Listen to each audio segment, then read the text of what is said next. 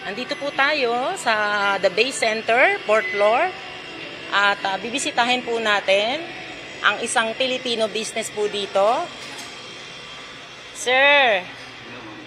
Hello. Umaga sa inyo. Ano nga po ulit? Mag-introduce po kayo ng inyong name po, sir. Mga ko pala si Melvin. May-ari ng Filipino restaurant dito sa Port Bay Mall. Bay Center. Bay Center. 4th floor. Opo. Victoria, BC, Canada. So, sir, ano po bang mga pagkain po na pwede pong matikman ng ating mga kababayan?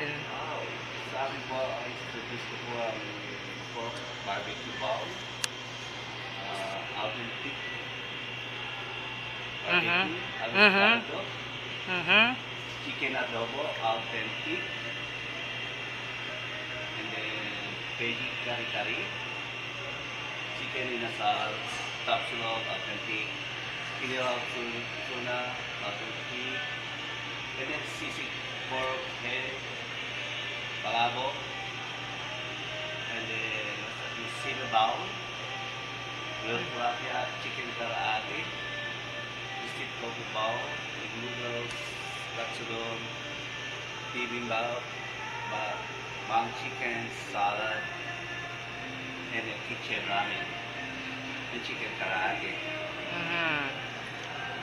Sir, for the inspiration po sa atin po mga kababayan na naghahanap din po ng mga aspiration, how to start business, paano po ba kayo nagsimula?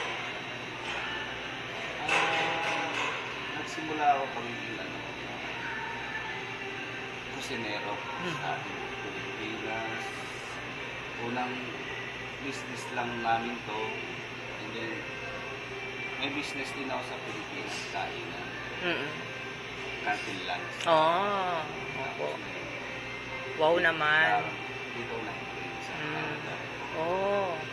Mahilig po pala kayo talaga mag-business, ano po, kahit noon pa. Bata pa lang ako, mahilig na talaga ako magluto. Kaya maraming kaibigan ko, kong isasarapan sa pagkain ko. Wow. Hindi niyo po na itatanong, every time po na nagpupunta ako dito sa Bay Center, dito rin po ako kumakain. Dito po ako kumakain. Yes po, oo. Natikman ko na po yung nyo, kare-kare, masarap po 'yan. And then merong yung tapsilog po. Yan. Tsaka yung bibimbap. Yan, yun po yung mga na gusto po maging healthy. Bibimbap po, maraming gulay. Yan po, bibimbap.